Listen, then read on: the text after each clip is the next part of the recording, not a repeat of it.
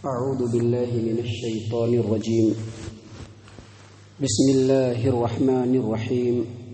يا أيها الناس اعبدوا ربكم الذي خلقكم والذين من قبلكم لعلكم تتقون الذي جعل لكم الأرض فراشا والسماء بناء وأنزل من السماء ماء فأخرج به من الثمرات رزقا لكم فلا تجعلوا لله أندادا وأنتم تعلمون. اے لوگو، اپنے اس رب کی عبادت کرو جس نے تم کو بھی پیدا کیا اور تم سے پہلے جتنے بھی لوگ آئے ہیں سبوں کو پیدا کیا تاکہ تم متقی اور پرہیزگار بن جاؤ. وہ رب العالمین جس نے تم لوگوں کے لیے زمین کو فرش یعنی بچھونا بنا دیا، آسمان کو چھت بنا دیا اور آسمان سے بارش برسایا اور اس بارش کے ذریعے سے تم لوگوں کے لیے قسم قسم کے رقم کے پھل رزق کے طور پر نکالے. پس اللہ تبارک و تعالیٰ کا کسی کو شریک مقرر نہ کرو اس حال میں کہ تم اس بات کو اچھی طریقے سے جانتے ہو. معزز سامعین کرام، سورۃ البقرہ سورہ نمبر 2 اور اسی سورت سے بھی آپ کے سامنے آیت نمبر 21 اور 22 یعنی 21-22 یہ دو آیات آپ کے سامنے تلاوت کی گئی اور ان دونوں آیات کا ترجمہ بھی آپ کے سامنے پیش کیا گیا. سامعین کرام، جیسا کہ آپ نے اس سے پہلے کے درسوں میں سنا ہے کہ سورۃ البقرہ کے آغاز سے ہی اللہ تبارک و تعالیٰ نے 3 قسم کے لوگوں کا تذکرہ کیا. سب سے پہلے جو بہترین قسم کے نیکوکار ہیں ان کا ذکر کیا، پھر اس کے بعد جو پکے کافر ہیں جن کے دلوں پر، جن کے کانوں پر مہر لگ چکا ہے، آنکھوں پہ پردہ پڑ چکا ہے، اللہ تبارک و تعالیٰ نے ان کافروں اور مشرکوں کا ذکر کیا. اور اس کے بعد اللہ تبارک و تعالیٰ نے تفصیل سے منافقوں کا ذکر کیا. اور تمام لوگوں کا ذکر کرنے کے بعد اب اللہ تبارک و تعالیٰ قومن یعنی مشترکہ طور پر تمام لوگوں کو مخاطب کر کے اسلام کے دعوت کی بنیاد کو ان کے سامنے رکھا، اور یہی اسلام کے دعوت کی بنیاد ہے. یاد رکھیے، ان 2 آیات کے اندر اللہ تبارک و تعالیٰ نے توحید کو بیان کیا ہے اور توحید میں بھی توحید الوہیت کو بیان کیا ہے. یاد رکھیے، اگر کوئی آدمی اللہ تبارک و تعالیٰ کو صرف رب مانتا ہے اور اللہ تبارک و تعالیٰ کی عبادت نہیں کرتا یا اللہ کی عبادت میں کسی کو شریک ٹھہراتا ہے تو اس کا رب ماننا یا نہ ماننا دونوں برابر ہیں. اگر کوئی آدمی اللہ تبارک و تعالیٰ کو رحیم مانتا ہے، رحمان مانتا ہے، بصیر مانتا ہے، سمیع مانتا ہے، قدیر مانتا ہے، قدرت والا مانتا ہے، اختیار والا مانتا ہے، اس کے باوجود وہ یا تو اللہ کی عبادت ہی نہیں کرتا ہے یا اللہ کی عبادت تو کرتا ہے اور اللہ کی عبادت کے ساتھ کسی دوسرے کو بھی اللہ کی عبادت میں شریک کرتا ہے، اس کا اللہ کو سمیع ماننا، بصیر ماننا، قدیر ماننا کوئی فائدہ نہیں دے گا. معزز سامعین کرام، اسی بات کو اللہ تبارک و تعالیٰ نے ان 2 آیات کے اندر بیان کیا ہے. اللہ تبارک و تعالیٰ نے توحید الوہیت کو بیان کیا ہے. اللہ تبارک و تعالیٰ نے اپنی الوہیت اور یکتائی کو بیان کیا ہے. تمام انسانوں کو یہ بتلایا ہے کہ اے انسانوں، تمہارے اوپر حقیقی انعام کرنے والا صرف اللہ تبارک و تعالیٰ ہے. تم کچھ بھی نہیں تھے، تمہارا وجود نہیں تھا، تمہارا نام و نشان نہیں تھا. اللہ تبارک و تعالیٰ نے تم کو پیدا کیا. پیدا کر کے اللہ تبارک و تعالیٰ نے اپنے ظاہری اور باطنی انعامات سے تم کو بھرپور کر دیا. تمہارے لیے اس زمین کو بچھونا بنا دیا، زمین کو پرسکون اور بالکل قرار رکھنے کے لیے، اطمینان رکھنے کے لیے اس کے اوپر مضبوط پہاڑوں کے میخ گاڑ دیے. تمہارے سروں کے اوپر اللہ تبارک و تعالیٰ نے آسمان کو چھت بنا دیا. والسماء بناء، اللہ نے کیا فرمایا؟ والسماء بناء. اللہ نے فرمایا یا ایھا الناس اعبدوا ربکم الذی خلقکم والذین من قبلکم لعلکم تتقون.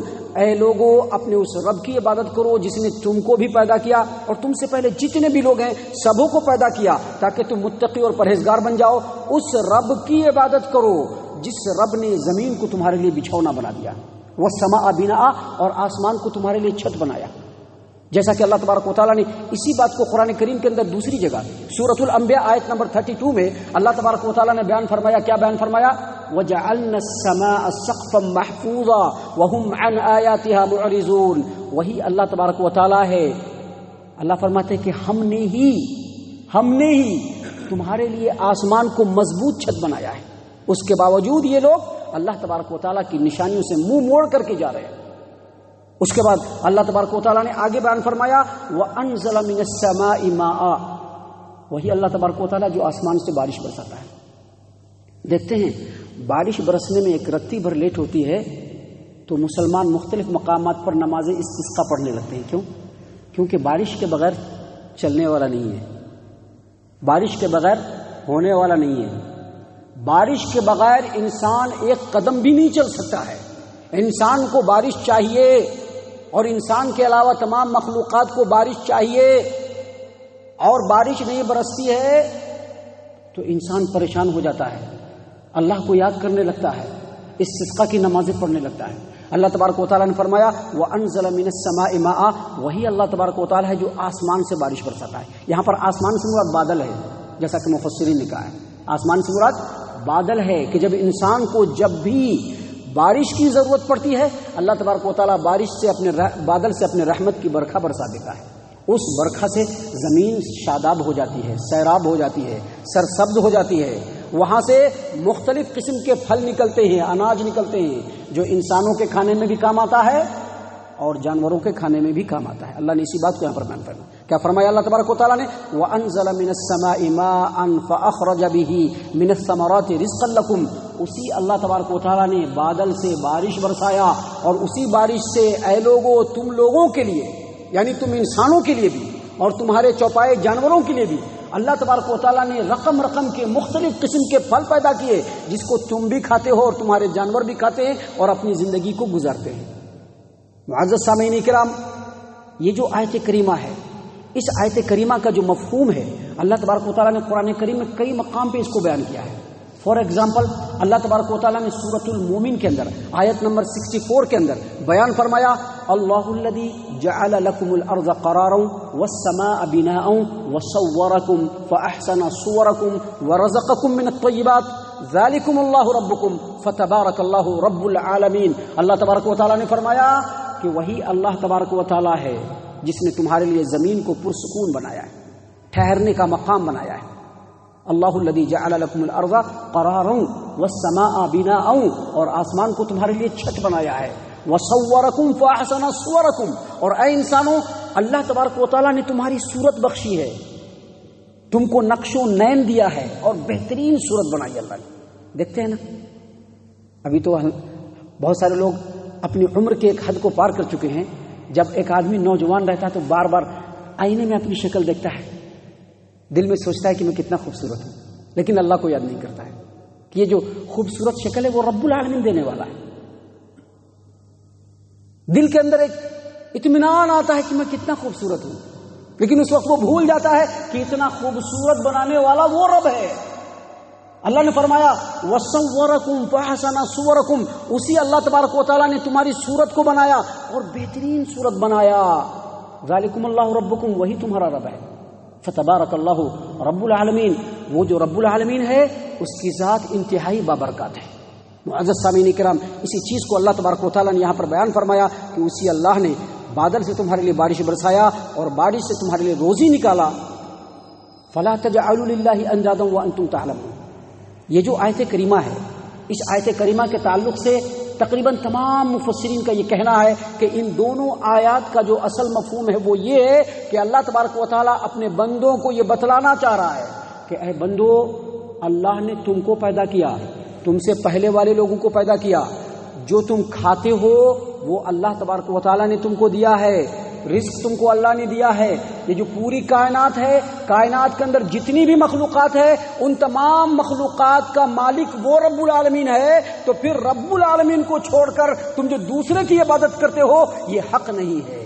حق یہی ہے کہ رب کی عبادت کی جائے اور رب کی عبادت کے ساتھ کسی کو شریک نہ کیا جائے۔ اسی لیے اللہ تبارک و تعالیٰ نے آخر میں کہا فَلَا تَجْعَلُوا لِلَّهِ أَنْدَادًا وَأَنْتُمْ تَعْلَمُونَ، جب تم جانتے ہو کہ تمہارا رب اللہ ہے، جب تم جانتے ہو کہ تم رب کا دیا ہوا کھاتے ہو، جب تم جانتے ہو کہ رب کی زمین میں چلتے ہو، جب تم جانتے ہو کہ سب کچھ تمہارے رب نے تم کو دیا ہے، تو رب کو چھوڑ کر کے دوسروں کو اپنا معبود مقرر نہ کرو۔ سامعین کرام، صحیح البخاری صحیح البخاری کتاب التفسیر باب قولہ تعالی فلا تجعلوا للہ اندادا، حدیث نمبر 4477 عبداللہ بن مسعود رضی اللہ عنہ روایت کرتے ہیں، اور یہی روایت صحیح مسلم کتاب الایمان کے اندر بھی ہے کہ عبداللہ بن مسعود رضی اللہ عنہ نے کہا کہ میں نے نبی صلی اللہ علیہ وسلم سے پوچھا ای الذنب اعظم عند اللہ، اللہ کے رسول صلی اللہ علیہ وسلم بتلائیے اللہ کے نزدیک سب سے بڑا گناہ کون سا ہے؟ کہا کہ دیکھو اللہ کے نزدیک سب سے بڑا گناہ یہ ہے کہ اللہ نے تم کو پیدا کیا ہے، اور اللہ نے جب تم کو پیدا کیا اس کے باوجود تم اللہ تبارک و تعالیٰ کا شریک مقرر کرو، غوث العظم کو ماننا شروع کر دو، پیر بابا کو ماننا شروع کر دو، لنگرے شاہ کو ماننا شروع کر دو، سورج کو ماننا شروع کر دو، ستاروں کو ماننا شروع کر دو، اپنے پیروں کو فقیروں کو ماننا شروع کر دو، اپنے ولیوں کو ماننا شروع کر دو، اور یہ سمجھنے لوگو کہ جو اللہ دیتا ہے وہ اللہ ان کے ذریعے سے دیتا ہے۔ اگر ایسا سمجھو گے یہ سب سے بڑا گناہ ہے، سب سے بڑا گناہ ہے۔ معزز سامعین کرام، صحیح البخاری کتاب التوحید اور صحیح مسلم کتاب الایمان کی ایک اور روایت ہے، معاذ بن جبل رضی اللہ عنہ نے کہا کہ نبی صلی اللہ علیہ وسلم کے پیچھے میں بیٹھا تھا سواری پہ، تو آپ صلی اللہ علیہ وسلم نے پوچھا اتدری ما حق اللہ علی العباد، اے معاذ کیا تم کو معلوم ہے کہ اللہ تبارک و تعالیٰ کا اللہ کے بندوں پر کیا حق ہے، تم کو معلوم ہے؟ کہا کہ اللہ و رسولہ عالم، میں تو نہیں جانتا ہوں، آپ ہی سمجھائیے، مجھ کو تو نہیں معلوم ہے، اللہ اور اس کے رسول زیادہ بہتر جانتے ہیں۔ اللہ کے رسول صلی اللہ علیہ وسلم نے فرمایا ان یعبدوہ ولا یشرکوا بہ شیئا، بندوں کے اوپر اللہ کا حق یہی ہے کہ اللہ کی اکیلی عبادت کرے تنہا، اور اللہ تبارک و تعالیٰ کی عبادت میں کسی کو شریک نہ ٹھہرائے۔ سامعین کرام، یہ جو دونوں آیات ہیں ان دونوں آیات میں اللہ تبارک و تعالیٰ کی ذات اور وجود کے اوپر بہت بڑی دلیل ہے۔ اب دیکھیے اس پورے آیات کے معنی اور مفہوم کو سامنے رکھیے۔ اللہ تبارک و تعالیٰ نے اپنے پورے کائنات کو، اپنی پوری کاریگری کو بیان کیا کہ اسی نے آسمان کو بنایا، اسی نے زمین کو بنایا، وہی بارش برساتا ہے، وہی روزی دیتا ہے، وہی پیڑ پودے اور پھل اور پھول اگاتا ہے، اسی کا پورے کائنات کے اوپر تصرف ہے۔ آپ غور کریں گے کائنات کے موجودات کے اندر، اور اس کے اندر جو بھی چیزیں ہیں اس کے رنگ روپ اور مختلف ان کی صفات کو آپ دیکھیں گے، آسمان کی رفعت اور وسعت کو دیکھیں گے، آسمان میں چمکتے ہوئے ستاروں اور سیاروں کو دیکھیں گے، آنکھوں کے سامنے تاحد نگاہ جو زمین پھیلی ہوئی ہے آپ اس زمین کو دیکھیں گے، زمین کے چاروں طرف جو پانی اور سمندر ہے جو زمین کا احاطہ کیے ہوا ہے اس کو آپ دیکھیں گے۔ اس زمین کو پرسکون رکھنے کے لیے اللہ تبارک و تعالیٰ نے جو مختلف رنگوں اور سائز کے جو پہاڑ اس روئے زمین پر بنائے ہیں اس پر آپ غور کریں گے، یہاں تک کہ ہمارے اس زمین کے اندر ایک علاقے سے لے کر کے دوسرے علاقے تک جو دریا اور سمندر بہ کر کے جاتا ہے جس کے دوران سے سفر کرتے ہیں لوگ، اس پر آپ غور کریں گے۔ زمین کے اندر جو حیوانات ہیں ان تمام حیوانات پر ہم اگر غور کریں گے، اور اس زمین سے جو مختلف قسم کے پھل اور پھول نکلتے ہیں جن کے رنگ بھی الگ ہوتے ہیں، خوشبو بھی الگ ہوتا ہے، ٹیسٹ بھی الگ ہوتا ہے، لیکن پیدا کہاں سے ہوتا ہے؟ اسی ایک زمین سے، اسی ایک مٹی سے۔ اللہ تبارک و تعالیٰ مختلف رنگ، مختلف خوشبو، مختلف ذائقے کے جو پھل اور فروٹ اور پھول پیدا کرتا ہے، ان تمام چیزوں پر غور کرنے کے بعد انسان بے اختیار پکار اٹھے گا کہ اس اللہ تبارک و تعالیٰ کے علاوہ کوئی شریک نہیں، میں اسی پر بھروسہ کرتا ہوں اور اسی کی طرف ہم تمام کو لوٹ کر کے جانا ہے۔ اللہ تبارک و تعالیٰ سے دعا ہے کہ اللہ تبارک و تعالیٰ ہم تمام کو ان تمام باتوں کے اوپر غور و فکر اور تدبر کرنے کی توفیق عنایت فرمائے، ہم تمام کو ہمارا رب صحیح معنوں میں مومن اور مسلمان بنائے۔ اللہ تبارک و تعالیٰ ہم تمام کو جنت الفردوس میں جگہ عطا فرمائے۔ اے اللہ ہم تمام کو جہنم سے پناہ دے، اے رب العالمین ہم تمام کو جہنم سے پناہ دے، اے مالک الملک ہم تمام کو جہنم سے پناہ دے، آمین یا رب العالمین۔ وما علینا الا البلاغ المبین۔